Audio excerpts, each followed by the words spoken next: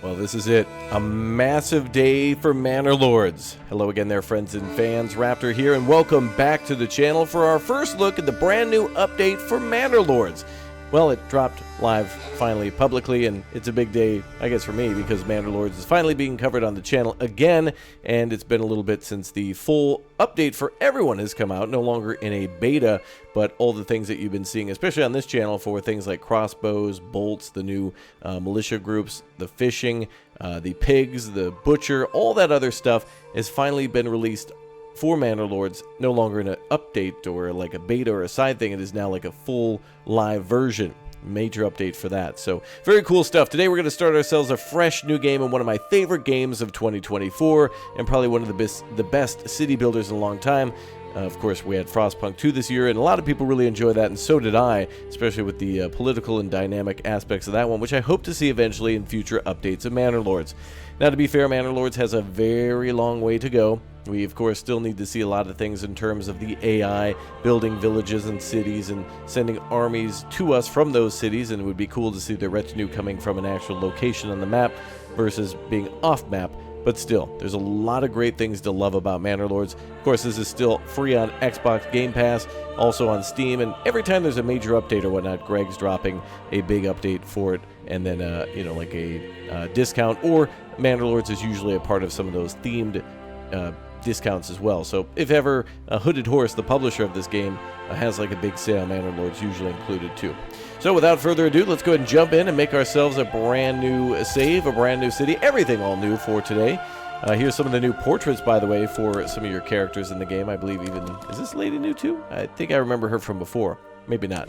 But anyway, these two are definitely new, as well as I think a couple of symbols that are here. All the classic good stuff is still here and pretty much in the same place. It's all just been added to. You may have seen this symbol before in one of our previous playthroughs as well, so we'll go with that, and we'll just go ahead and make myself just called Raptor. I think this portrait is actually me waiting for Star Citizen to actually be good, or no, more likely actually Starfield to be released. No, flip those around. Actually, why is it all games with Star never seem to ever come out? Whatever.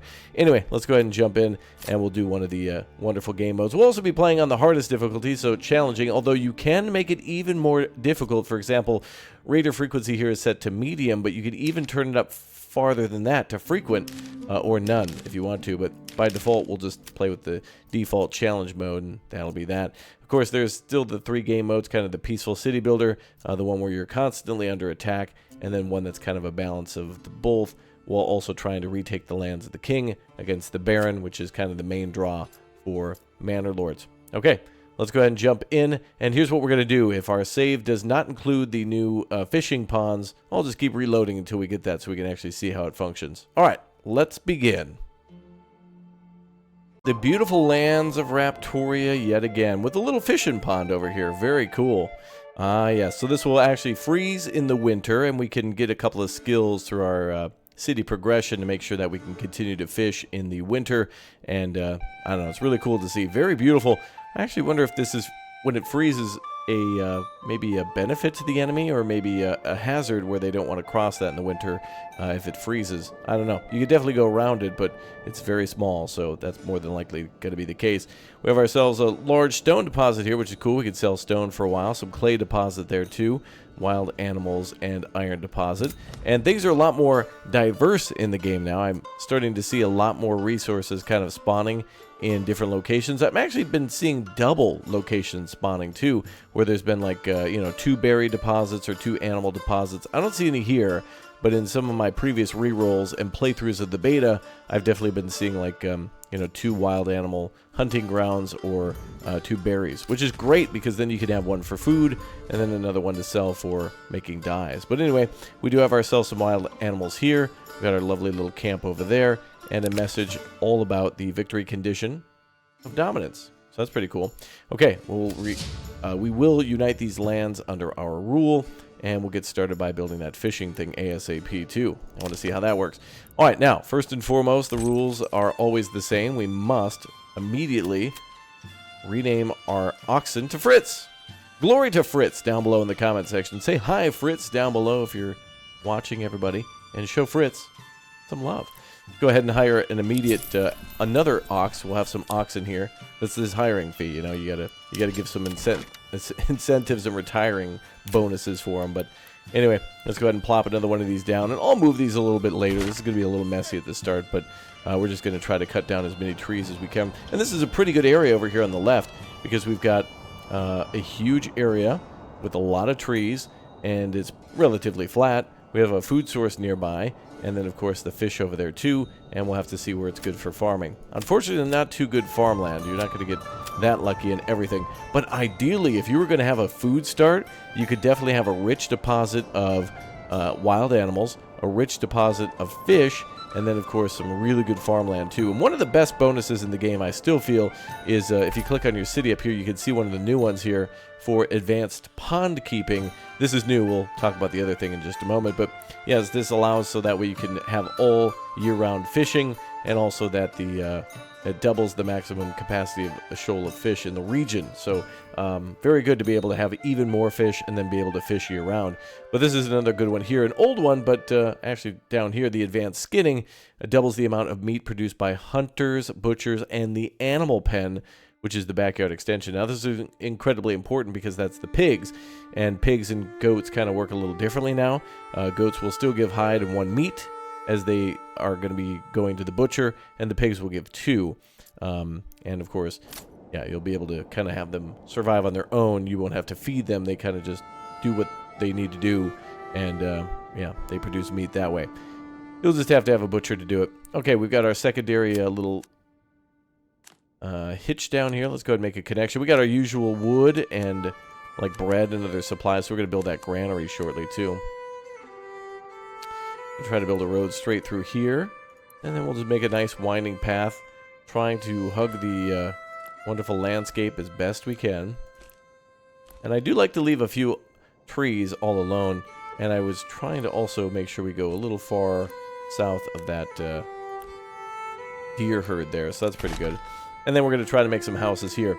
Now, one thing that was tested out by a lot of people during the beta is trying to build houses that are smaller in order to test out the theory between large burgage plots versus small burgage plots having a lot of carrots, and thus having like a too high or too low of a production value. In other words, you would make a giant field for like one house, and then you would shrink this down and be like, okay, this is going to be where I grow all my carrots, or maybe 2 houses. So these are huge plots of land for people to take care of all the carrots and the cabbage and whatever else they may grow. But a lot of people were saying that it wasn't as functional as if you were to build smaller homes. So we'll have to kind of continue to test that here.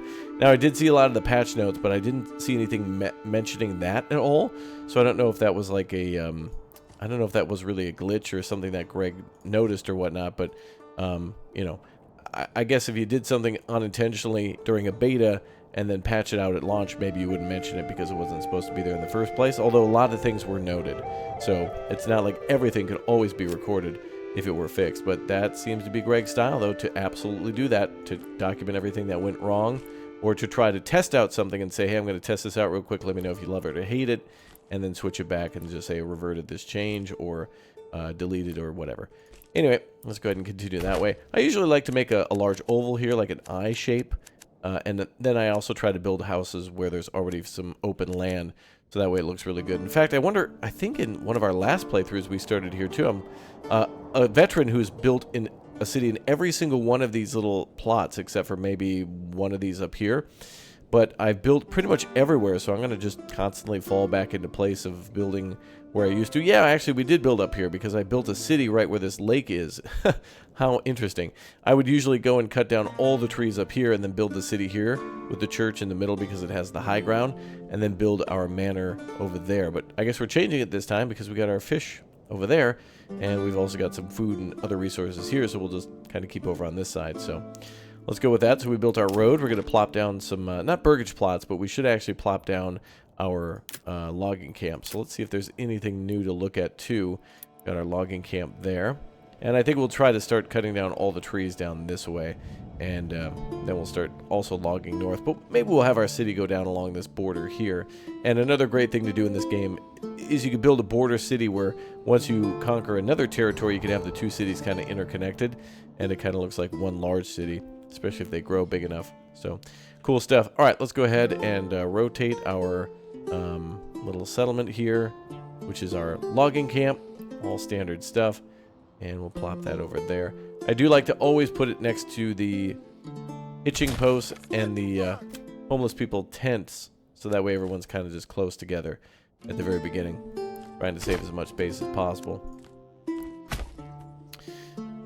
Alright, that seems good to me. Let's go ahead and let them do their thing. We got another oxen. Well, our oxen are on the way. They're both delivering goods and getting things to where they need to go, and one's on the way to his new hitching post. We've also got our granary here. And, boy, where do we want to put that? We'll have hunting going on over here. So maybe we'll actually put our granary over here. And then that'll also help to gather all the carrots and other things from those houses. The veggies from the burgage plots. Then plop that down maybe this way. And that'll be fine with me. And we'll build kind of like a odd looking intersection there, but it'll be just fine. Be lots of traffic over there. We can fix that later. All totally fine with me. We may change it, we may move it. Whatever happens, happens. We're going to put down a logging camp too, or as they say, a woodcutter's lodge. This is, of course, to turn cut down trees into firewood. For a while, I thought that this worked by taking a log from the logging camp or from storage and turning it into firewood, but that is not the case. I was young and naive back then. Now I know the error of my ways. Go ahead and maybe do a 90-degree turn here if we can.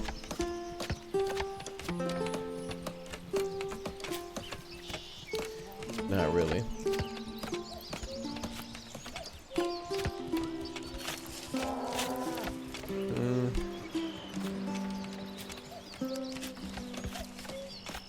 We'll connect it up this way. There we go. Perfect. So yes, this must be our priority, building that. And I'm also going to try to, right now, build one of our first buildings. We've never done this before, the Fisherman's Hut. During the beta, during our playthroughs of that and coverage of all the new news, we never really got an opportunity to do this.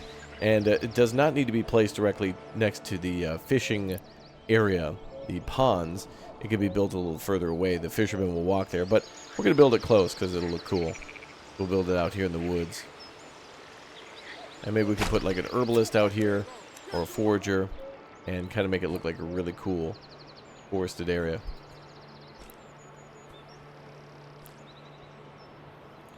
Go ahead and make that a little smoother again. There we go.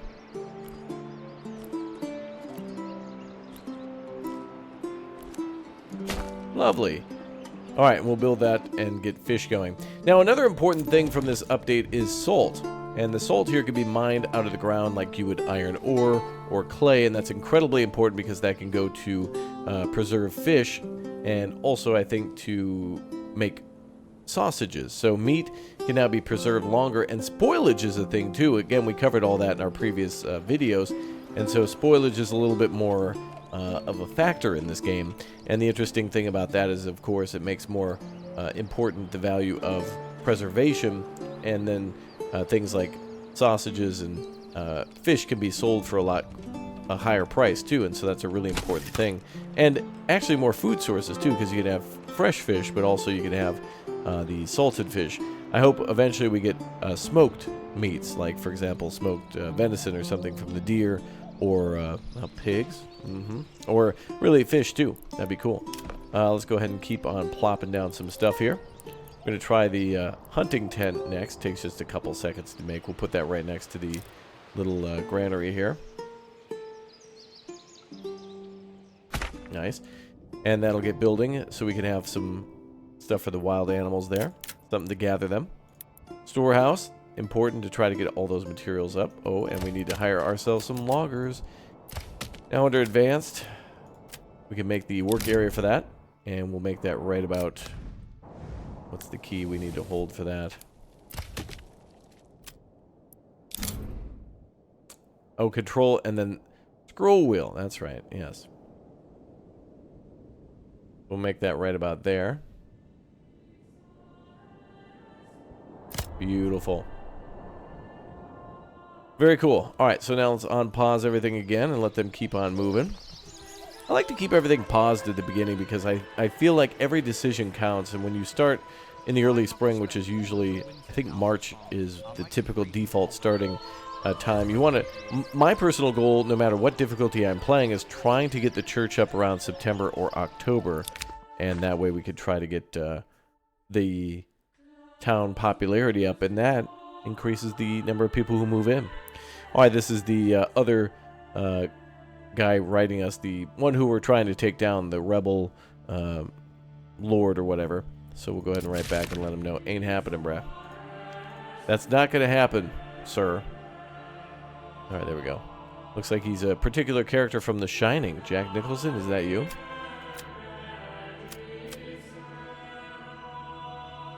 Oh, we have to drop it here. Oh, I thought we would maybe click and drag it. I see that's not been fixed yet, though. Okay. Okay. Yeah, I was checking to see if there was still a glitch with this where you would drop... you could click and drag this and then drop the paragraph and respond to him and say no. Okay. That's weird. Whatever. Diplomacy's still not a thing, but it will disappear. Regardless, I think it doesn't matter what you say to that guy. He will attack you eventually. There's not much you can do to prevent the war in this game mode. Like, it's just going to happen. Also, he's still pretty damn aggressive from what... Sorry, from what I can see, I'm a little allergic to the enemy attacks. Yeah, still even now, Hildebolt is very aggressive in taking more territories. You start with 1. He starts with 2. And the enemy's really quick to assault. Within the first year, he could take another territory. And next thing you know, within 2 years, he's pretty much taken almost like the entire map except for 2 or 3 spaces maybe. And that makes it really hard for you to be able to gain influence, because that also deletes the bandit camps that could spawn, which is good. You want to defeat bandits to get cake. We have the king's favor, influence, those things, very important.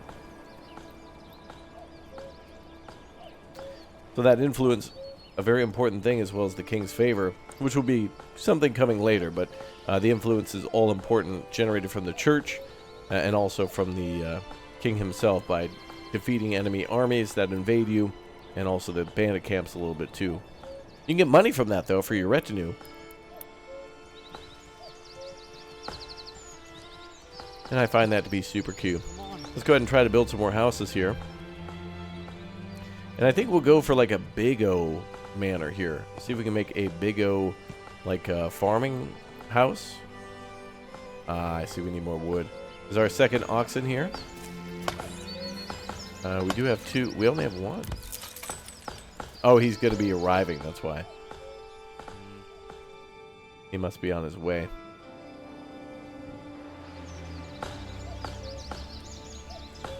Alright, everybody's getting literally chopping right now. Chop, chop.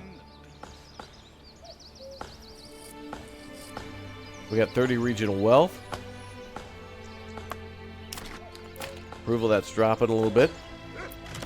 We burned through a lot of our logs already on some of these initial structures, but that makes sense. But it is cool to see everybody out chopping.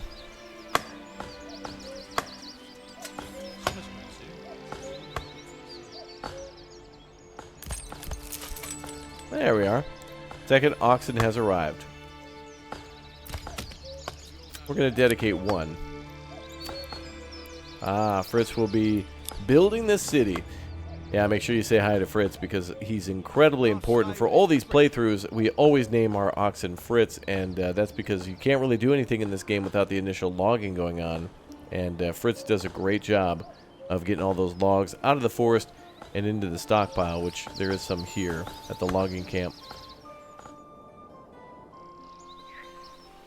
Good stuff. We got that fisher ready to go there.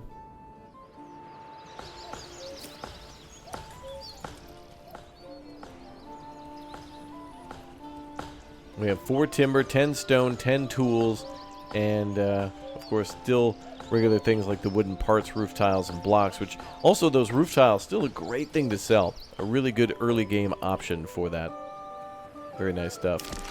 Alright, let's go ahead and see if we can plop down a house here now. We still got 4. Alright, I'm going to speed things up in an interesting turn of events. where I said I always like to play on pause, but I want to speed this up a little bit. Just to try to get our first house down and put down what would be a guideline for our thing here.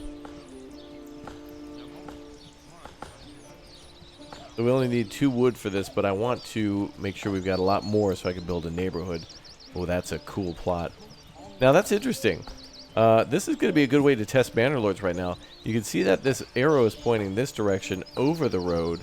So I wonder if it'll mess with the house boundary. But I really like how big that field is and how that house is on the corner. So let's build that.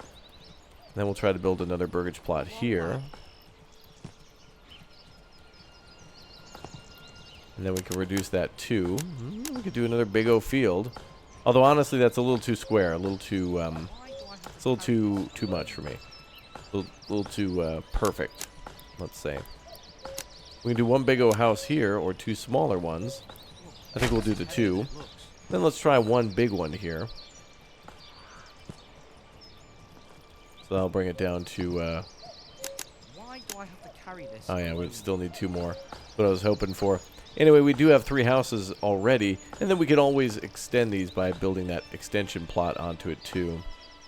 And then, of course, the tier 2s and tier 3s give us a little bit of silver, and then eventually we can get treasury funds from the higher upgraded homes too when we build the manor. Come along, lad. So good stuff. All right, we're still building everything they want. We've got the storage building still to build, although I did mark where the granary should go. And they are definitely delivering that. 2 logs are in place, and now the people are also bringing over all the different stones, too.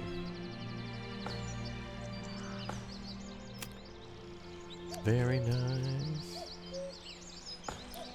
Gonna try to keep connecting roads to these.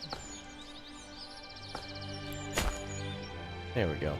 Nice. I always find it weird whenever I see that glowing orange in the forest. I always think to myself, did a forest fire just begin? It always tricks me every time. That would be an interesting thing with Manor Lords 2 in the future, would be floods and fires and maybe other natural disasters that you would encounter. There is droughts in the game already, and I've honestly, in all the time that I've played Manor Lords, I have never once seen a drought. Never. I don't even know what would happen.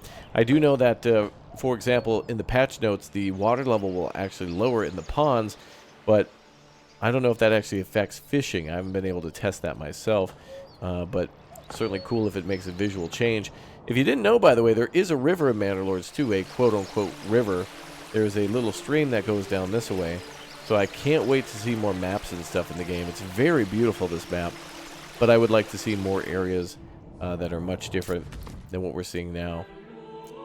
It's a good map, though. I've just seen it a ton. Alright, what do we got? People moving and shaking. We got our burgage plot there under construction. We got a lot more logs in storage now. Great. I'm going to build that one larger thing here. These are all primarily going to be burgage plots for carrots. But we do want to build some smaller ones again, remember, for the pigs. Actually, this would be perfect for pigs. These are a little kind of small here. But I want them to be a little larger. I don't believe the yield of pigs are affected by the size of the plot. When you get a house upgraded to have the livestock plot, or whatever they call it. Let's see what they call it here. The backyard extension...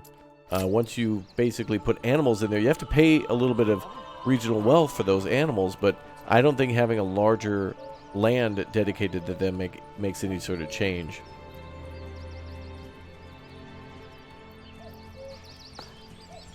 Oh, and here comes more of those awesome logs.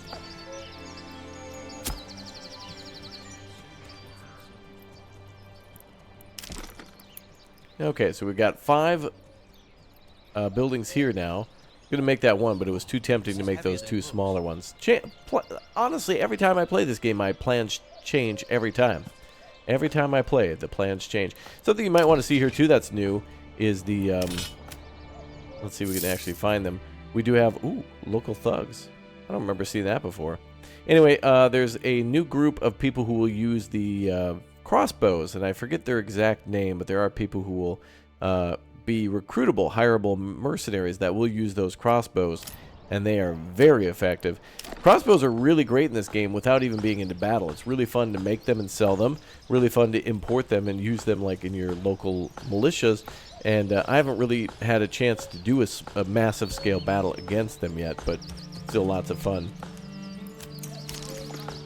And I think arrows are getting a little bit more balanced in this game too, as in like ranged combat. Greg was kind of like trying to nerf that and then buff that and go back and forth. And I think adding new ranged weapons is good to be able to then reapproach that by giving players different options. Then you can have, of course, the crossbow would be much more powerful, but let's see here. Crossbow more powerful but more expensive to make, and also has a longer reload time. I'm trying to see what we want to do here for a plot. That could be good right there too. Second thought, no. Let me try to make it like this. Oh, I like that. Again, this is perfect for the sheep, chicken coops too, that kind of thing. Alright, so I want our initial homes plus a little additional areas for homes, because we could of course stack up the housing so that way people can live in the same plot, but I want to build more homes for more variety, that kind of thing, for like orchards and beekeeping and other whatnots. Yeah, I don't even think they keep bees in the back, but whatever. Okay, we're going to need to build our sawmill now. Good. And we'll put that right next door. Now, usually later in the game, I end up needing 2 of these because I want to make even more planks as quickly as possible. So I'll build one and then build the other shortly thereafter. Love to hear all the logging going on. Have we built our hunting tent? No, not yet. I'm getting a little nervous. It's going to rain soon, so let's go ahead and make that a high priority. Get that granary going. Then we'll get somebody to work there at the granary. And then hopefully when they work there, we'll see a lot of food quickly be transported from the hunters' cabins whenever that happens shortly.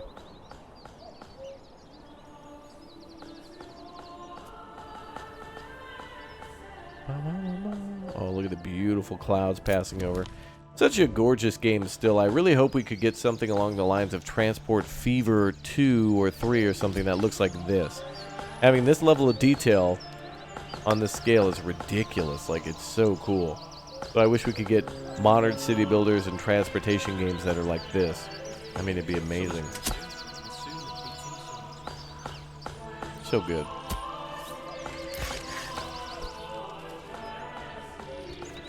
Alright, there goes our granary. Our town's first granary going up. Beautiful. Get somebody to work there. And we want them to start transporting the bread that we've already got delivered here at the beginning of the year.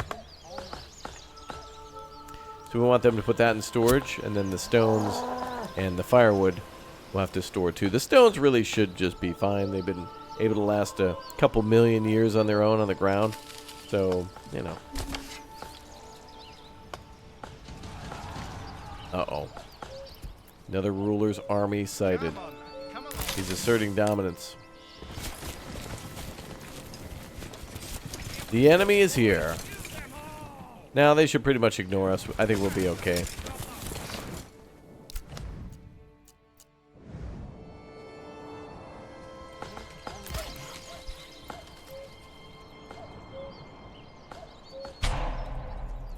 Running out of food. Okay, so we're going to have to store that stuff up. Looks like he's getting to work on that right away. And then we'll have our hunting tent there too. Oh, and it's already operational too. Perfect. How many free workers do we have then? None unassigned. We'll take one person off of logging. And we're going to have to assign them to the saw pit and stuff too. Alright, now where we want to put our first church. I kind of want to put that where the high ground is. And kind of looking around here. Actually, the high ground could be back Right here, maybe. We could put the church over here, and then the rest of the town can kind of go down out from the church. I love doing that over here. This is the territory that we usually end up calling Wentworth, as in J.G. Wentworth. I'll let you finish the rest of it down below in the comment section. But yeah, usually what we do is we build a church like here, and then we have a city kind of like in a banana shape all the way around here. It goes along the whole stream and then kind of curves up this way and then back along the road that's there with the church right up in the middle. So that always ends up looking real nice. Got some great videos on the channel too if you're wondering more about how to play the game or want to learn a little bit more about its secrets and things like that. Lots of tutorials on things like farming and whatnot, but very cool. Now, for this being on a much harder setting, we are supposed to see, more destruction, more disease, like people getting mad about the bodies staying around a little longer after a battle, and it'll affect our reputation, or as they call it, the approval. Right now we're at a negative 40, or we're at 47, and that's bad. But the problems will be resolved once we've finished homelessness and provided a little bit of food, some firewood, and then some additional homes to live in for people to move in. That'll be fine. But the church is an incredible booster. Once we get religion going, the church really helps to draw a lot of people in, which is why it's like your immediate build as soon as you can. You got to build homes and other things in order for people to survive long enough to be able to gather enough materials to build that, but it's certainly a very good thing. It's a necessity.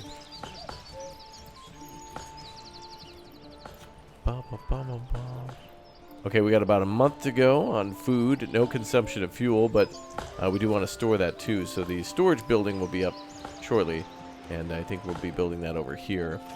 Fresh start. I like to build all the industry together. Honestly, I really like how the industry of a game by the name of Farthest Frontier works, and it gave me a lot of ideas for Manor Lords, and I really hope to see more of... I want to see a ton of more stuff for Farthest Frontier, and I want to play more of that here on this channel as soon as they provide more updates and other things like that. Alright, let's take a look at our fertilities. I may have mentioned it before, but we don't really have a lot of fertile land here. There is some next to the iron deposit, so if we clean out that, we can at least do a little bit of farming there. Nothing really for barley, so yeah, we're having a huge problem in this game still, I believe, with barley import, ale import, and just making beer all together. It takes a crazy amount of time and effort just to make enough barley just to supply one town. Like if all this land were green, and we were making tons of barley, and we were making a lot of barley beer in order to supply one tavern, it would take a lot of effort to keep that tavern supplied. If it literally was picking up kegs of ale next to the, like if the tavern only had to go across the street in order to get ale, and it had a fully functional, tavern with everybody hired there, then it would still not be able to keep up. I think it's still a crazy amount of consumption. Even with imports, it's pretty insane. It really is. But it's still good stuff. Alright, I think we've got... Oh, yeah, and a house being built there, too. We got 1, 2, 3, 4, 5, 6, 7 houses. That's great. And then we just need to maybe do some mining, too, in order to build that church. We should probably think of an area to mine in. And I think we'll build it right up here.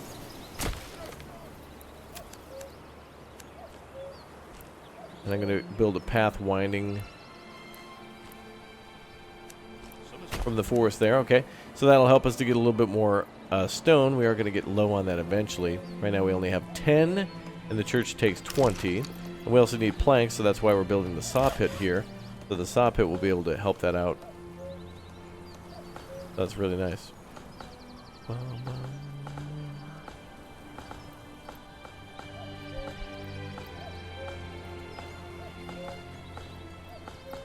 Oh man, listen to those sounds.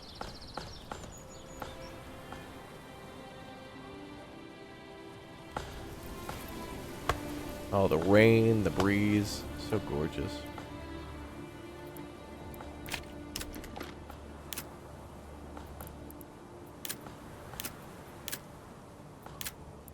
Oh, we still got our livestock trading post as well. Oh, and also, I should mention they added lambs and sheep kind of work a little differently now. I think you can take the sheep as well and bring them to the butcher and there was something different between lambs. I can't quite recall what was tweaked. It was either a I don't know, there was something with lambs. I don't really want to say what it was. I could speculate, but there was something with lambs and sheep that was changed. That one had something to do with meat. Uh-oh. Oh, I thought something just burst into flame. Oh, we better get a well up soon. Something's going to burn down. But anyway, yeah. Is what it is. Okay, I want to keep one person free. So luckily, I think we stored all that bread and a little bit of meat before the rains came, so that's good. Let's go ahead and get that person out of there. And we'll put them on hunting. We'll try to get our food numbers up a little bit. Keep that happiness up. Unfortunately, not too much food here, only about 20, but, you know, it is what it is. They say wild animals in this game, too, so I'm hopeful that perhaps one day we'll see other animals that they can hunt. Maybe birds, maybe, you know, smaller game like hares. Maybe, of course, we have trapping that they can do, and you can upgrade for that, so I'd like to see actual traps out there. The symbols for the game show like bear traps, but I mean, it could just be as simple as like putting a stick under a box and trying to trap a bunny that way. You know what I mean? So good stuff. Very cool stuff. This game, as you'd imagine, takes a very long time to play, and also the models, as of quite some time ago, have been updated for the both the Lord and the Lady. It wasn't working in the beta; it would always show this guy, but yeah, pretty impressive that. You know, Manor Lords allows us to do this visit mode. And also impressive of how long it takes to actually build anything in this game. We've got the basics down now. Houses will be built and food will come in.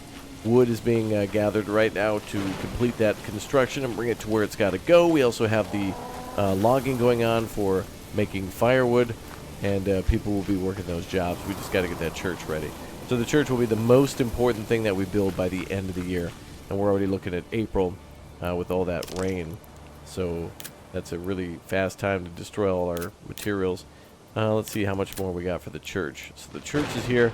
We just need... Oh, we've got enough stone already. I thought it was 20 stone and 20 planks, but I'm glad we actually built that mine up there, though. We will need that stone, and 1,000 stone is really good.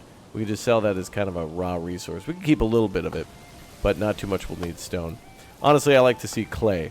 Getting a rich clay deposit allows you to make a lot of brick tiles for the roofs.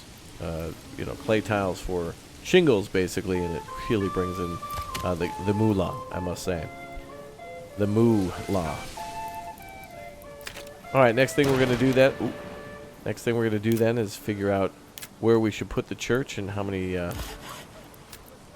planks we've made. And we've got 0 here. But I think I'm going to stick to my original plan and plop the church down right around here. I think that'll be a pretty good deal. Maybe up on this hill, so that'll be good. Oh, there's actually an intersection there, too. It'll kind of look cool. We could even pretend like we're supplying the other town with church services if we build another city right here, which we probably wouldn't because there's wild animals and wild berries. So we'd probably build the other town down here, which would be cool. There's the other pond as well. So yeah, the game literally takes a pond and plops it down in the middle of a forest or wherever, and it's basically works just like how the iron deposit would too, where like, you know, you see this large orange circle, and that would just be where the water is instead when it comes to the fishing shoals. So pretty cool. Yeah, so there is a lot of new stuff to this one. You know, we're not going to be able to see it all today, but I thought it'd be interesting to, one, tell you that is out if you haven't heard. I haven't had a chance yet because, you know, it's been a while. I've been busy doing some other really big games, but I've been covering Manor Lords as much as I could. So just keep in mind that, you know, this update's just a couple weeks old, but still fresh, hot right out the oven, as Greg will be making a few more changes and additions to it. It's still a great time to come on back to Manor Lords and see what's new from the newest big update for Manor Lords, huge with the crossbows and everything else. I love this update. This is huge. Max difficulty playthrough, one of my favorite updates to the game so far with the fishing and the crossbows. That's huge. And pigs, too. So pigs, crossbows, and fishing are really the major things to take away from this. But in addition to that, the butchery with the butcher, the salt, the making of sausage, the salting of fish, and then the spoilage too is a whole like complete system. Like it really makes food both more realistic, and also of course adds a lot more things that we wanted to actually make for a very long time. Like making more food is really fun, And so doing that with the burgage plots and stuff is really cool. All right, it is coming up on like the end of March. We're on the 17th right now, so we got a long way to go, but all good stuff. All right, everybody, thank you very much for tuning in for today's video. I just wanted to make this one an FYI, just telling you again that the update's out, that I do know that it's out, and some of the things that you may have missed. There's other videos that cover that, too, on the channel, too. If you want to see pigs and crossbow production, we have that as well for you. So make sure you subscribe to the channel, turn on that notification bell, and I want to keep on with the max difficulty playthrough. So if you want to see more Manor Lords, smash that like button. We'll be playing a lot more on the channel. Thank you very much for watching. We'll see y'all next time. Goodbye.